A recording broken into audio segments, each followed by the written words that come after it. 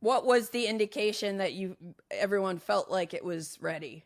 Well, first of all, there was a deadline.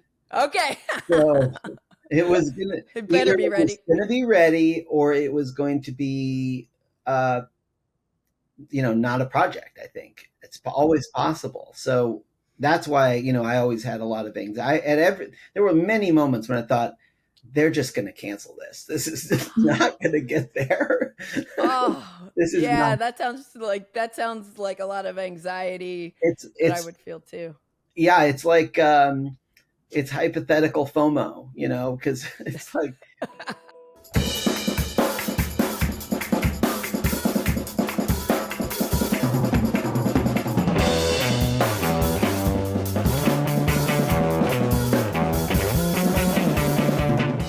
Welcome to Cardboard Creations, where we discuss the process, techniques, and inspiration for designing board games. I'm your host, Candice Harris, and I am super excited to be here with David Gordon and TAM to find out how Monkey Palace was created. But first, let's jump into a brief overview of how Monkey Palace works.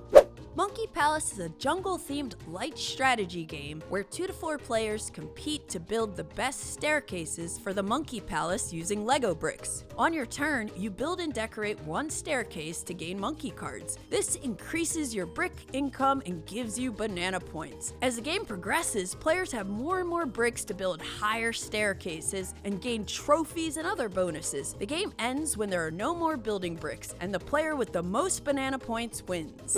Hi, David and Tam. How's it going? Welcome to the show. thank Hello. you. Yeah, yeah. So it's awesome to have you here today. I know we got to hang out and chat a bit at Essen. I was like, was it Gen Con? Was it Essen? Everything's blurring together right now. But Monkey Palace. Monkey Palace is such a unique, fun, creative game. The fact that it's a hybrid between board game and like Lego building is just wild to me. And I feel like it's this like new take on city building a little bit. But I gotta know, like, what initially inspired you guys to create Monkey Palace? Well, first of all, thank you so much for having us on the show. We're delighted to be here, and we're honored to be able to talk to you about this. I In early December 2022, we were informed about this prospect of the Lego Asmodee partnership. And so we just started brainstorming. We had some early ideas, and Tam came over to my house. I played with Lego a lot when I was a kid and had bins of them in my basement that my kids did not play with as much as I did. But I never threw them away. I had them. So Tam came over and we just sifted through all the different bricks and brought it like we were down there for a while, and then we brought up a whole bunch to my kitchen dining room table, and Tam had some early ideas and we tried those and we worked on them and played with this piece and that piece and just kind of worked on them together until what felt right. The best thing in the beginning of a design is to start moving stuff as fast as you can. The more it's up here in your head, the longer it's there, the more time you're kind of losing because what you think up here is not always what is. Both of us growing up in an age during the period where Lego bricks were simple bricks. And I grew up in Burma, and Lego was one of the few toys, maybe the only toy that I have. So I played a lot with just using simple bricks to build structures. And I think my original inspiration was, what if building those structures, which is a lot of fun, can be made into a game so that we can get points out of it somehow. And we tried various things, and I think the structure of the Monkey Palace just naturally grew as we are trying to figure out what the mechanics for rewarding people for building is. The core concept that we're all taking individual turns contributing to a central structure that will grow over time. I think that pretty much was unchanged from the first playtest, the first moment. That Wow. was the basic idea. How did you guys get involved with like Asmodee and Legos, like where they were even approached you about trying to come up with a game idea with this partnership?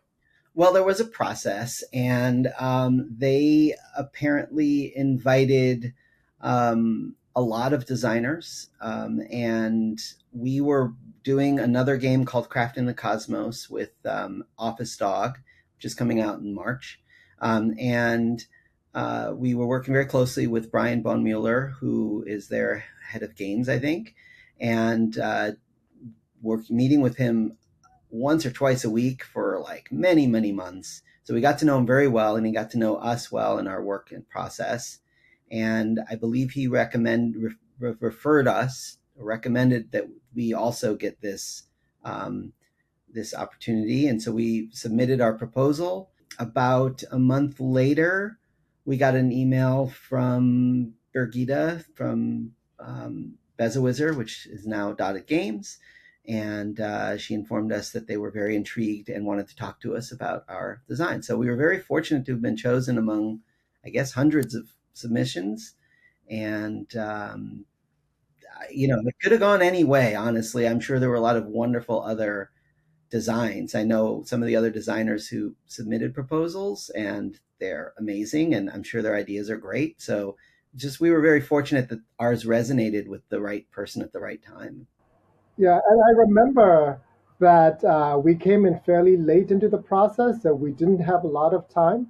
And sometimes when you don't have time, and you somehow, whatever it may be, you hit upon an idea, and it's that we were at the right time at the right moment with the right idea. So we were very fortunate about that. Very cool. And there a lot of games that come out nowadays have multiple designers where you're working together. How did you guys start like designing games together out of curiosity? Well, I started designing in 2019, and I knew nothing.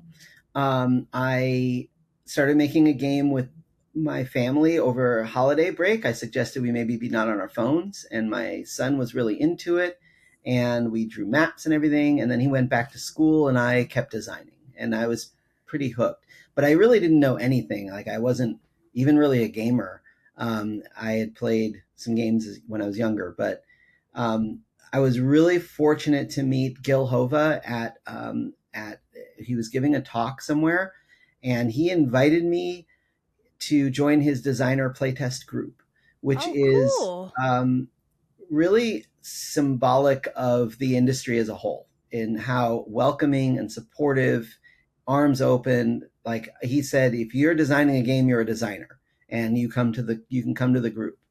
And That's the cool. first day that I went to that group, they meet twice a week, Tuesdays and Saturdays in New York.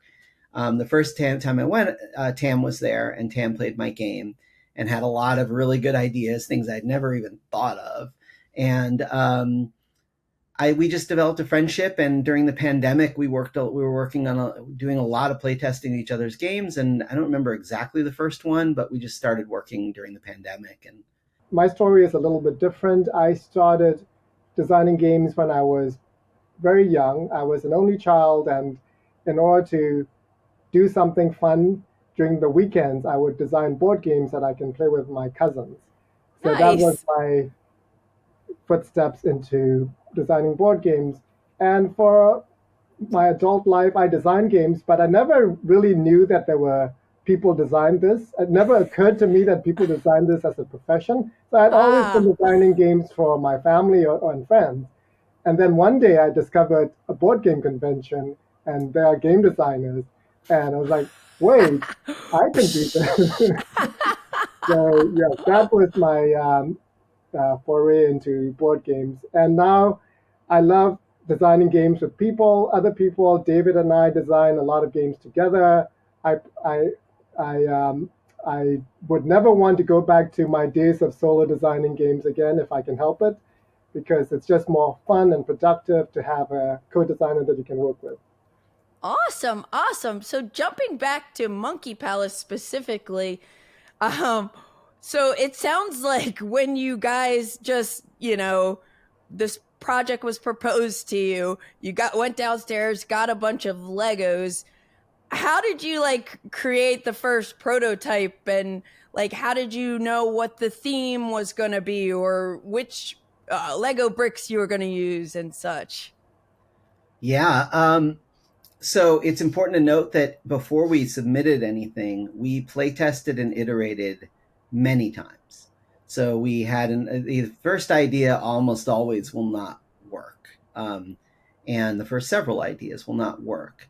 So it takes quite a bit of that iteration, playtest, feedback cycle to work out things. And we work very quickly because we design a lot of things together, so we can do like 5 to 10 tests in a week and iterate between each one. So all the tests will be different, so we can advance things quickly. I think it was about trying different pieces. The arches were particularly good because they prevented you from attaching them in the middle, um, in the wrong place. Like you could only attach them on the ends. So that was really Gotcha. helpful, and also aesthetically, it was very nice. So when we discovered that piece, we like tried to find all of the ones that I have of those. We had intended to use the arches and column bricks from the beginning. I remember mocking it up. So Lego has a really good freely available app program that you can play around with in 3D. Oh, So cool. I did initial mock-ups of the structure in that, and we went to look for bricks that can do that. And in the original concept was not a monkey palace. That came much later. It was a different setting and theme, but the mechanics were pretty much the same. Cool, cool. Yeah, I really appreciate that it has like this little engine building with, as you gain cards in your row and you're getting your income, and just, the way it looks when you're finished. Like it's a really unique experience and fun little game. So, what was your, as you were, working through the design, the prototype, the development, what was your playtesting process like how much playtesting did you do? Well, did you involve other people outside of you two? And how do you keep track of everything? Well, I mean, we have a very systematic way of keeping our notes. We use a lot of Google Docs products, but in terms of the testing process, very early on, as soon as we were offered the um, the design, they wanted to make sure that they didn't announce anything too early. They had very specific timelines, so we weren't able to just announce to everybody that this was happening. Mm, Um, so, but the first thing I said was, but we need to play test this because it's not going to improve if we can't bring in other people. And they said that we could do that with trusted friends and people who won't, uh, post about it or anything like that. So we ended up playing it with some of our friends who are designers and family who are not designers. It's important to have a good mix of designers and non-designers and gamers and non-gamers and kids. and Yes. kids. Um, and so we have a little network of all of those friends and people who will help and play test. I have a game night that we brought it to. Actually, Elizabeth Hargrave played in one of the early prototypes. Oh, cool. So, Jonathan Gilmore was very helpful early on. And so there are some well-known people, and then there's family. At what point did you guys start documenting rules for Monkey Palace? Yeah, it was pretty early. So David has a very good system for collaboration and taking minutes. So we have a record of progress on the game, what we did, who tested what, and all of that. I also like to write game rules pretty early in the design process. And the reason being that when you actually have to write the rules, you figure out things. If it takes too much words or if it's too complicated to write the rules, it's probably not going to work in the game. So for Mm. me and for us, it's a good metric on what is going to work. Cool, cool. So, what would you say the biggest challenge was for you guys as you were designing and developing and playtesting Monkey Palace? We had a little tech tree where you would climb as you would take the points and you would climb this, and it would give you victory points and give you powers and make you stronger. And Jonas from Dotted Games worked with us much in the same way Brian had worked on Crafting the Cosmos. He worked with us. We can, like, over a 3-month period, we met at least a couple times a week, once a week, and uh, he wanted to try to transition the tech tree into cards. And so I think that was the biggest challenge during the process, was capturing all of the same motivations and incentives that were in there and putting them into a card system that was a little easier to, a little more accessible, I think. So the tech tree was attempt at having some engine building into a game. And this being a family weight game, a tree, as you know, is just screams hobby. So Yeah. we were trying to figure out how can we have simple engine building, have what the tech tree is doing, which is what it was working wonderfully well from a mechanic uh, experience, but we wanted to have a component that is much more accessible for the family group. And we had several iterations of how the cards are going to work. And then through our collaboration with Dotted Games and the Lego group, we finally got to the point of where you see where the cards are now. Yeah, sure. Cool. Cool. Okay, so outside of figuring out like how to get rid of the tech tree and turn it into a card market system, for building your engine of what pieces bricks you're going to get to gain after your turn, were there any other like aha moments during the development or design? Yeah, I would say that is with the setting of the game itself, the theme. And we went for maybe 80% of the design process with a different theme. And we worked closely with the Lego group at this time. And it was just dawned on us that the the theme wasn't quite the original theme wasn't quite explaining what was happening in the game, and it wasn't as exciting. Although it looked visually interesting as well, it wasn't exciting. And then I think it was the Lego group who initially suggested going for a monkey jungle theme after they have their all, they have their big internal process of what is going to resonate with their market, and they brought up the monkey theme. I was like, that is aha, that's it. Yeah, with the banana points, it's fantastic. And then you even added the little butterflies and the frog as, another element where you can block off spaces where players can build.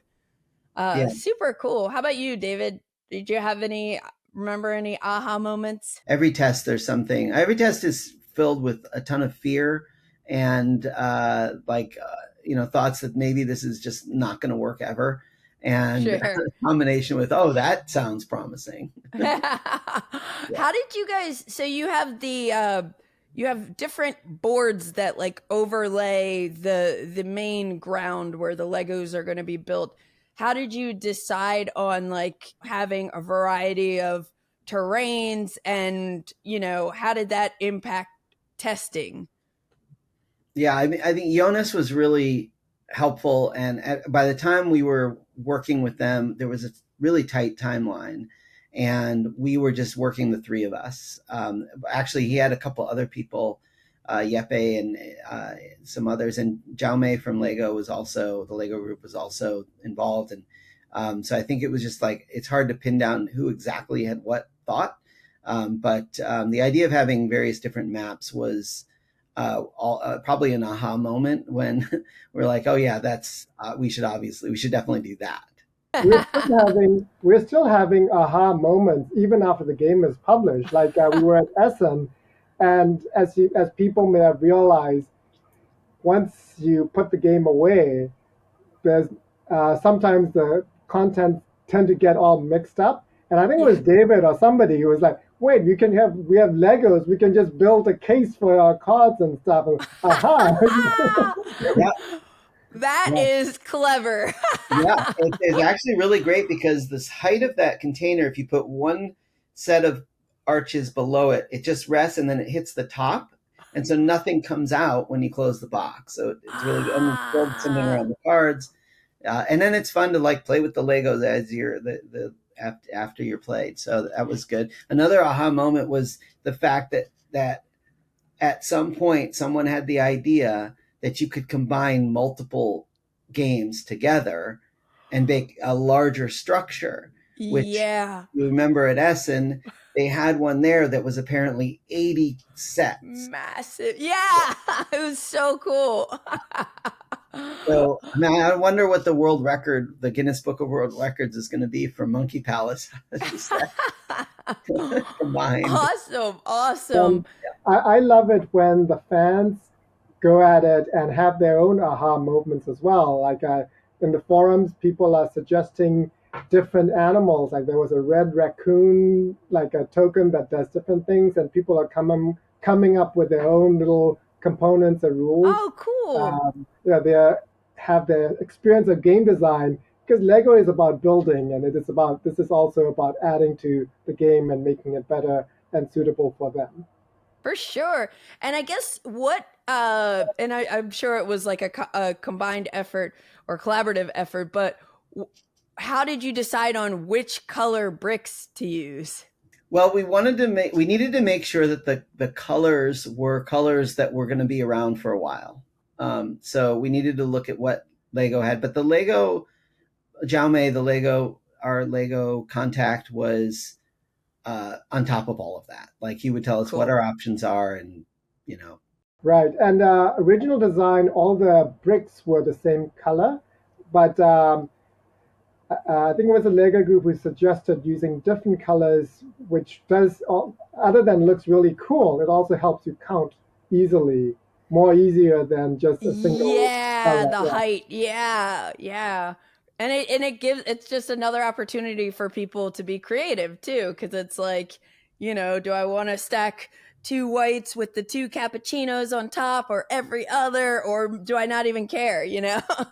But it is cool, and it makes every game looks like really interesting when you're done building up your stairs and everything. Well, that was part of our PowerPoint in the beginning, was that it would, the final product would be a photo worthy project, and that actually, I mean, when I'm done, I don't put it back in the box. I have it set it up and put it on the shelf, so it's just there, and then next time you take it apart. So I think that's a great idea. And that goes back to what a lot of Lego fans do, and what I like to do when I was young. I built something and I put it on the shelf, and until I want to build something again, I take it apart and do something, right? Yeah. So that was right from the beginning a design decision that we made. So how were the art and graphic design decisions made? So we were part of the discussions, the strategic discussions. We were privy to them, but all of the final decisions, the graphic design, all that art is done by the publisher Dotted Games. So they handle all of that internally. They have teams and professionals who do that. Cool. Yeah. And when and how did you come up with the name Monkey Palace? Do you remember? There were quite a few brainstorming sessions. I don't remember exactly who. There's a lot of names that are out there that are not quite as good, that didn't get used.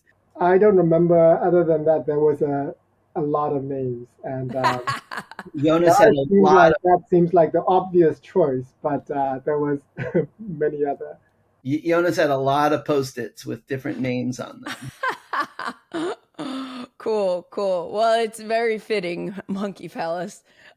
Awesome. Yeah, Um, and it's the thing where after the fact, it's obvious, and especially is trying to design something that is simple. It's obvious that you're going to put bricks and you're going to make the steps, but um, it was a combination of lots of trial and error and luck that we got to this to the point. It's often more difficult to design a very simple game than having a lot of complexity in a game. Sure. Yeah. That's what I hear about people who are designing like card games and how much goes into even like a simple family weight card game. But how did you guys figure out like how much variety to have in each deck of cards and how to price them for your monkey credits? I think it was. So we were involved in the design process, but at that point, Dotted Games and their team were mostly involved with the balancing, especially Jonas. They did a lot of internal testing, and we would help them play test as well. We had a basic structure from the tech tree that kind of held as a foundation, and then it was just a matter of Jonas had a ton of different spreadsheets with different because he wanted to make every. Effectively, the cards are a tech tree. They're just a different manifestation of them. But with the cards, the tech tree can have a lot more branches. Right. So it's about taking the branches and what just subtly doing it. But he went back and forth, and like sometimes something would work, sometimes something would not work. We would do some tests. We would report. He would do tests. Jaume would do tests with Lego enthusiasts, and we would combine all that data. But it was really run and headed at that point by Jonas and Dotted Games. And one of the things that the cards did, which was better in my opinion than the tech tree, was that it added some randomness to the cards because not all the cards are the same. Right. And it added randomness, but it also added a little bit more strategic depth about which card you want to go for now. Because that was one of the challenges when designing a family game, is that you want people to be able to do things, but discover strategies later. So we don't want people to get stuck into having to pause all of that. So in the beginning game, people may just be, okay, I build it from a green thing, I'll get a green card. They're not thinking ahead, oh, I could look at what is available and go for those specifically. That's another level of strategy. So we're trying to layer those things so that people can discover the strategies. Very cool. And when did you guys realize, you and the Dotted Games team and Legos realize, hey, this game is good to go. We feel like it's ready to be produced. I think it was in June of 2023. June of 23. What was the indication that everyone felt like it was ready? Well, first of all, there was a deadline. Okay. So it was gonna. It better be ready. It was going to be ready, or it was going to be, not a project. I think it's always possible. So that's why I always had a lot of anxiety. There were many moments when I thought they're just going to cancel this. This is not going to get there. Oh, that sounds like a lot of anxiety. That I would feel too. Yeah, it's like. It's hypothetical FOMO, because it's like,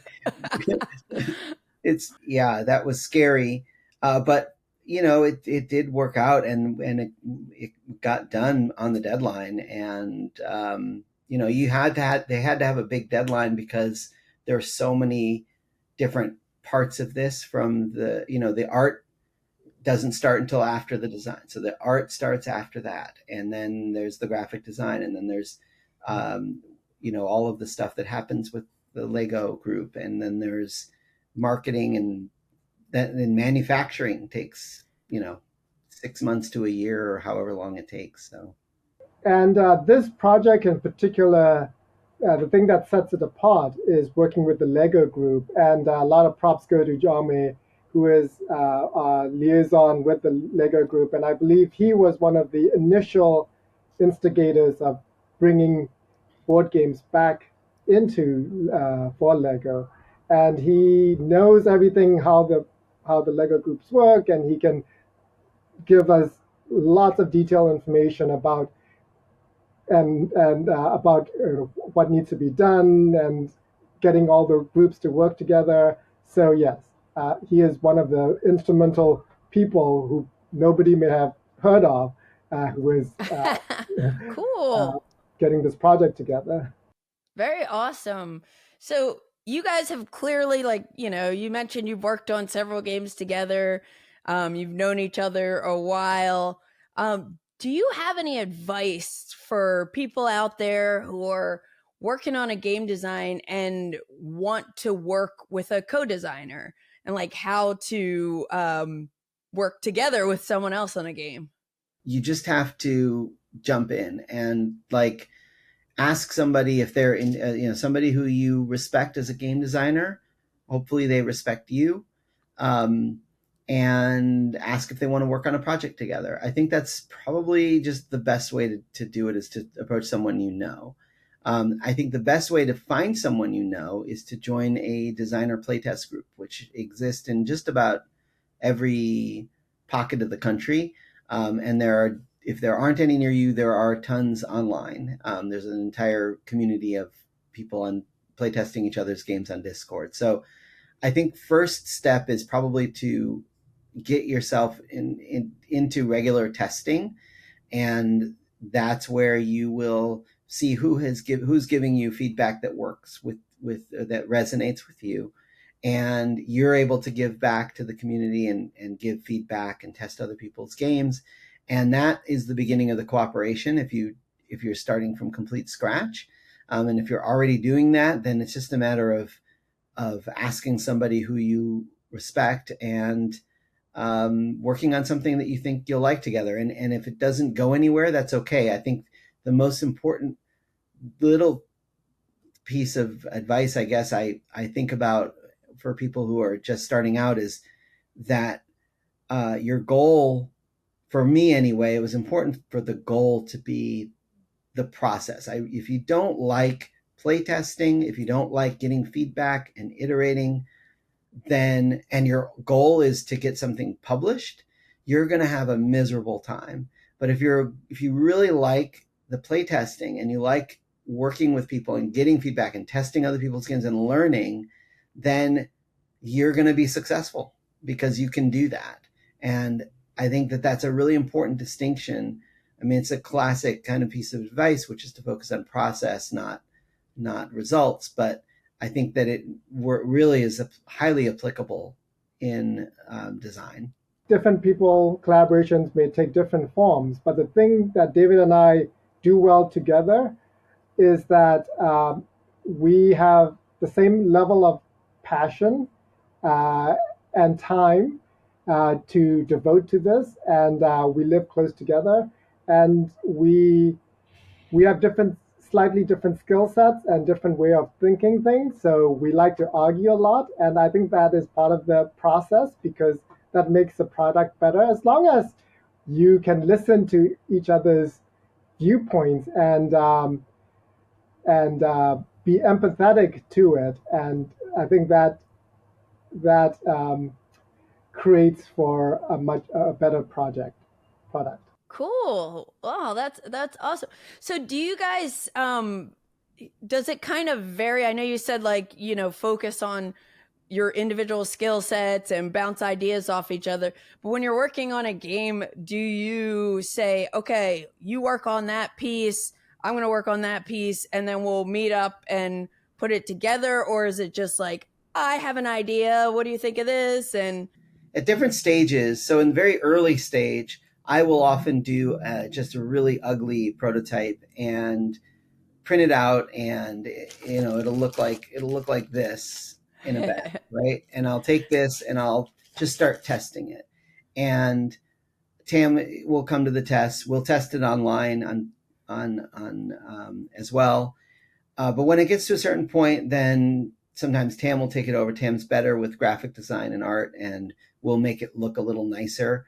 The most important thing in that process is to make the graphic design work, because you don't want playtesters wasting a lot of their time trying to figure out what things mean. You want to find out if what they're doing is good. So the graphic design is a really important part. Even in the early stage on this thing, I'm thinking about the graphic design, but Tam is even better at it, so he'll bring that on. Um, but we do a lot of meeting. We meet every day just about, and we look at the notes, and we have Google Sheets, and we work on things, and we discuss them together. We debrief on everything, every test. Yeah. Awesome. We probably have about 20 designs that we are working in parallel at any given point. But typically, and each design can be different, but each project can be different. But typically, we would have a lengthy brainstorming session before we put any prototype out. Sometimes it'll be on a car drive where we like to design a lot of games together. And Nice. we would iterate just by talking and playing through the game verbally in our heads. So we would iterate a few times and then up to a point where, okay, we're, we are ready to commit something. And it used to be that, you would we would put it down on physical prototype. But these days we can just as maybe even easier, we can put it up on TTS or something like that, and we don't have to cut anything and any Yeah. cards and sleeve any cards. Awesome. Awesome. Well, David and Tam, thank you so much for joining me today on Cardboard Creations. It was awesome to hear the story of how, your relationship with Asmodee and Legos formed, and how this game, your game Monkey Palace, kind of came into the world. It's very unique. It's very fun. One of my friends who played it was like, "Oh, I'm getting this for my friend who's a gamer and she's a mom who all her kids play with Legos." Like, it's just, great for so many people to just have fun and be creative. So it was cool to hear how you guys came up with the idea and how it was developed. But are you guys working on anything else for Monkey Palace, or is there anything else you're working on that you'd like to mention? Sure. I'm happy to, first of all, thank you again for having us. This has been fun, and we're really honored to be here and talk to you and your listeners. We can't announce anything on Monkey Palace yet. They there's processes, and they have timelines and things. But we'd be happy to tell you about a few things that we're working on. Tam and I we formed a little publishing company called Up Games, and we have two partners, Ammon Anderson of Gnome Hollow and Game Cafe owner Greg May. We formed Up Games, and our first release, Floristry, which you did a video on, which your users can find on BGG, Yes. is actually just completed production of our first print run, and is going to be Nice. available in the US and Canada in the spring. Spring 2025. Spring 2025, Yep. yes. So we're very excited about that. It's been a big learning curve. And we also have a second game that's going to come out in the spring of 26, which we'll announce hopefully soon. We have a couple other games coming. I have about 8 or 9 games that are going to come out over the next year. A couple highlights. A couple highlights are Push Push Penguin, which is co-designed with Tam and Christopher Ryan Chan of The Night Cage and Stock Exchange. Nice. That's coming out with Wacky Wizards, hopefully this winter.